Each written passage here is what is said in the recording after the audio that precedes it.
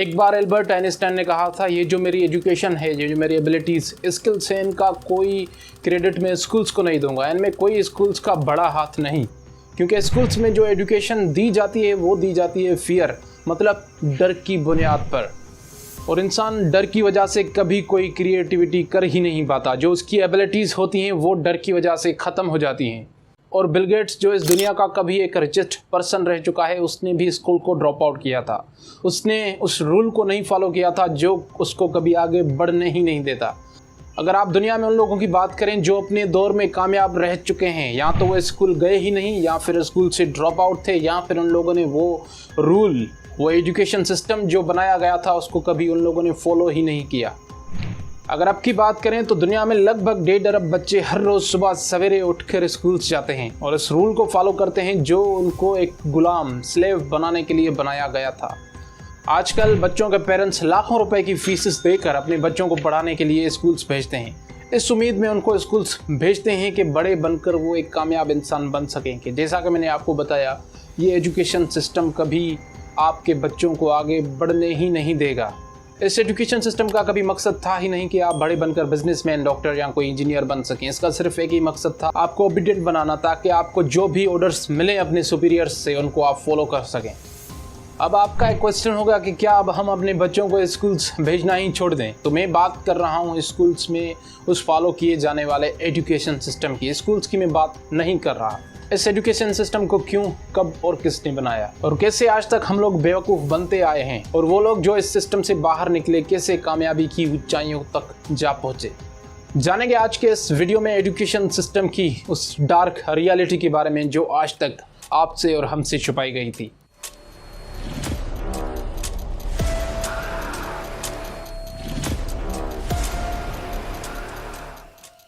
सबसे पहले बात करते हैं इस एजुकेशन सिस्टम की। इसको कब, कहाँ और किसने बनाया। यहाँ पर एक बात मैं क्लियर कर देता हूँ कि मैं बात कर रहा हूँ मॉडर्न एजुकेशन सिस्टम की, एंशिएंट एजुकेशन सिस्टम की मैं बात नहीं कर रहा। जो एजुकेशन सिस्टम हम फॉलो करते हैं मैं उसकी बात कर रहा हूँ।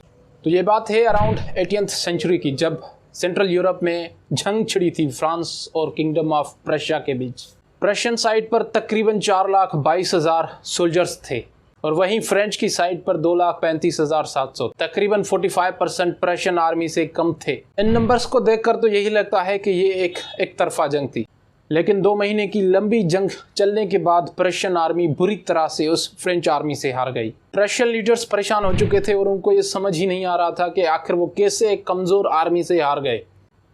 बहुत गौर फिक्र करने के बाद प्रशियन लीडर्स को उनके हारने की वजह मालूम होती है।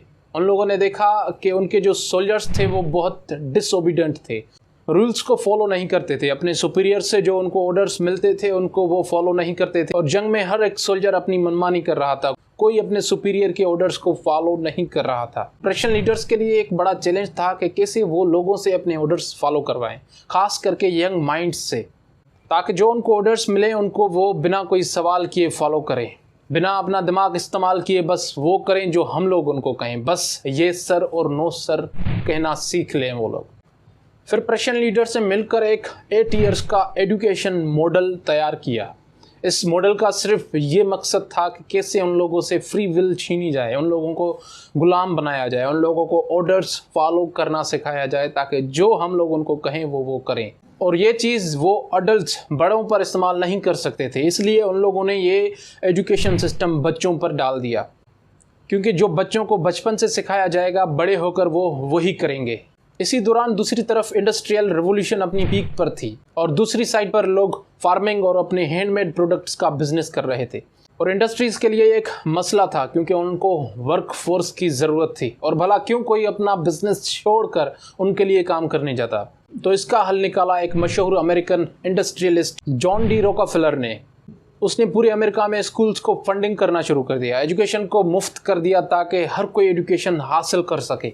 लेकिन उन लोगों का यह मकसद था ही नहीं कि उनको ज़्यादा एजुकेट करें। अगर उनको ज़्यादा एजुकेट करने लगेंगे तो वो बड़े होकर एक बिजनेसमैन बन सकते हैं। और जॉन डी रॉकफेलर ये कभी नहीं चाहता था कि कभी कोई मेरा कॉम्पिटिटर बनकर मेरे सामने आ जाए। और उसने 1902 में एक जर्नल एजुकेशन बोर्ड बनाई, जिसका मकसद ये था कि बच्चों को क्या पढ़ाया जाए और क्या नहीं, उनको कितनी तालीम दी जाए और कितनी नहीं। ताकि जब वो स्कूल से निकलें तो एक ओबीडियंट वर्कर हों, गुलाम हों, जो उनको ऑर्डर्स मिले वो उन पर अमल करें और बिना कोई सवाल किए उन ऑर्डर्स को फॉलो करें। और ऐसे करके प्रेशंस का बनाया गया वो एजुकेशन मॉडल पूरी दुनिया में ब्रिटिशर्स के हाथों पहुंच गया और आकर इंडियन सब कॉन्टिनेंट तक जा पहुंचा।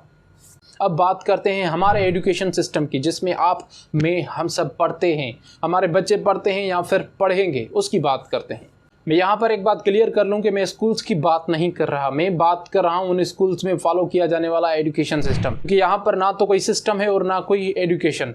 हमारे यहाँ क्या होता है, एक बच्चा 5 से 8 किलो वजनी बैग उठाकर सुबह सवेरे स्कूल जाता है और एक बंद कमरे में जाकर बैठ जाता है और एक टीचर के पास जाकर बैठ जाता है जिसके हाथ में एक डंडा होता है। वो टीचर मानो उस क्लास का डिक्टेटर होता है और उन बच्चों को ओबीडियंसी सिखाता है, उनको यस सर नो सर करना बोलना सिखाता है ताकि वो कोई आपसे सवाल ना कर सके। और आप तसव्वुर कर सकते हो अगर आपके हाथ में कोई डंडा हो और आपके सामने बच्चा बैठा हो तो वो क्या इतनी हिम्मत जुटा पाएगा कि आपके सामने आकर कोई क्वेश्चन कर सके, आपके सामने आकर कोई ऐसी क्रिएटिविटी की बात कर सके? बिल्कुल नहीं। और उस बच्चे की जो एक्स्ट्रा ऑर्डिनरी थिंकिंग कैपेसिटी होती है वो ख़त्म हो जाती है। डर की वजह से वो कभी उसको इस्तेमाल ही नहीं कर पाता, कभी दिखा ही नहीं पाता, क्रिएटिविटी कर ही नहीं पाता।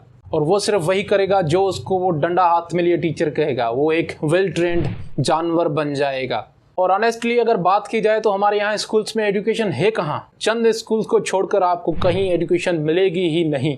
यहाँ पर एक ट्रेंड बना हुआ है बच्चे के पेरेंट्स और स्कूल्स के मालिकान का, सिर्फ बच्चे को नंबर लाने हैं। यहाँ पर रट्टाफिकेशन करवाई जाती है स्कूल्स में, किसी किस्म का आपको एक प्रॉपर सिस्टम यहाँ पर देखने को नहीं मिलेगा। अगर आपका बच्चा यहाँ पर नंबर्स लाता है तो वो ज़्यादा होशियार है, इंटेलिजेंट है आपकी नज़र में। अगर कोई बच्चा रट्टाफिकेट नहीं कर पाता आपकी पढ़ाई हुई उस बेकार थ्योरीज को तो वो एक नाकारा बच्चा है और वो इंटेलिजेंट नहीं है आपकी नज़र में। हमारा एजुकेशन सिस्टम आपको एक बिजनेसमैन तो छोड़ो यार, एक ऑर्डिनरी जॉब भी नहीं दिला सकता। यहाँ पर प्रैक्टिकल के नाम पर भी आपको नोट बुक्स बनवाई जाती हैं। कोई समझ है, कोई सेंस है इस बात का कि प्रैक्टिकल का मतलब होता है काम करके दिखाना। उस काम करके दिखाने की चीज को भी आप लिखवाते हैं, नोट बुक्स बनवाते हैं प्रैक्टिकल्स के। Outdated curriculum, poor examination system, external influence, poor teaching standards, lack of quality teachers, lack of trained faculty members और ऐसे बहुत ही मसले जिसके बारे में सबको मालूम होता है लेकिन उनके सॉल्यूशंस की बात कोई नहीं करता। पर मैं आपको इनके सॉल्यूशंस भी बताऊंगा।